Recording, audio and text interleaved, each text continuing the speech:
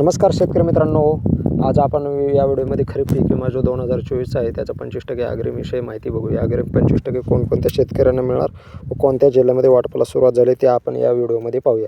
तर तत्पूर्वी जर चॅनलवर नवीन आला असाल चॅनलला सबस्क्राईब करा. व्हिडिओ जर आवडला तर व्हिडिओला लाईक करा. चला तर मग व्हिडिओला सुरू करूया. शकता 24 जिल्ह्यात स्थानिक जिल्हा प्रशासनाच्या माध्यमातून झालेल्या नुकसानीला अनुसरून संबंधित विमा कंपन्यांना 25% अग्रिम पीक विमा रक्कम देण्याबाबत जिल्हा प्रशासनाच्या स्तरावरून अधिसूचना काढण्यात आल्या आहेत.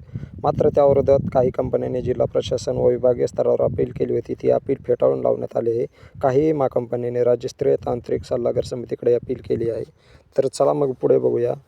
जसं बघू शकता मित्रांनो, या दरम्यान राज्य शासनाच्या वतीने हवामान तज्ज्ञ, कृषी विद्यापीठांतल्या तज्ज्ञ व्यक्तींचे सहकार्य घेऊन 21 दिवसाच्या पावसाच्या खंडाच्या नियमाला अनुसरून तसेच विविध तांत्रिक व विचारदृष्टीने शेतकऱ्यांचे झालेले नुकसान कंपन्यांच्या समोर सिद्ध करून कंपनीने विमा देण्यास भाग पाडले. जसं पीक विमा कंपन्या जे आहे ते विमा देण्यास भाग पडलेले आहेत आणि ते विमा द्यायला तयार झालेले आहेत.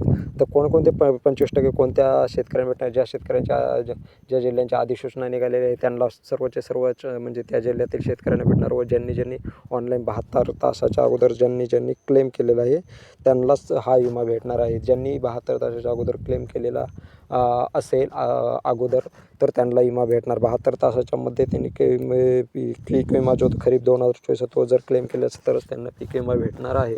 तर ज्यांचा पीक विमा 72 तासाच्या अगोदर क्लेम झालेला आहे आणि त्यांचा यशस्वीरित्या म्हणजे त्यांचा पंचनामा झाला असेल तरच हा 25% पीक विमा पुढील आठवड्यात म्हणजे सोमवारपासून वाटपाला सुरुवात होणार आहे.